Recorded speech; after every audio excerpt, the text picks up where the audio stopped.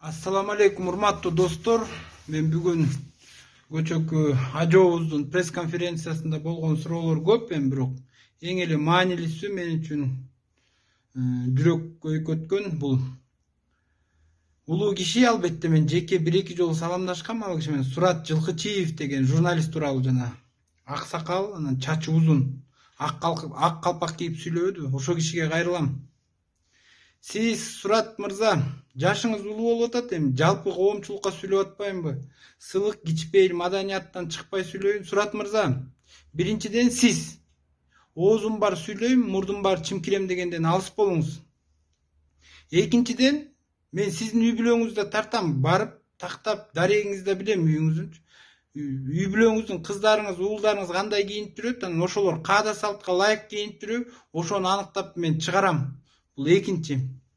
Үчүнчүдөн, сиз жалпы мусулмандардын аброюна шек келтирип атасыз, жүдөп.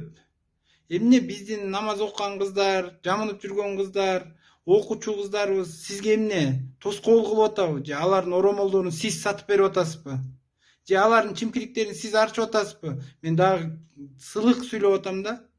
Дагы башка улуу сөздө уят жок деп айтар элем. Бирок дагы сылык келип айтып атам. Үчүнчүдөн, мыйзам, конституцияны окуңуз. Ар бир инсан Кыргызстандын жараны.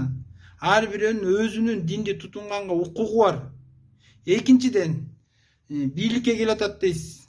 Бийлик эмне? Сиздикиби, Сурат мырза? Жылкычиев Сурат. Сиз ошон үчүн деген ар кимге асылбай, өзүңүздүн арабыңызды түз тартканга аракет кылыңыз. Жалпы коомчулук Кыргыз мамлекетинде 99% ислам динин тутунат, билбесеңиз.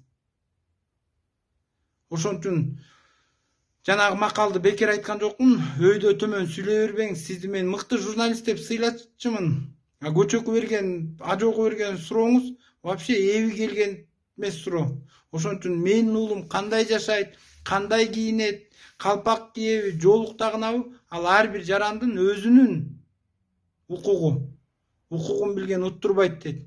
Ошон үчүн сизге мен кайрылдым. Акжолтой Тукунов, Таш Чекин.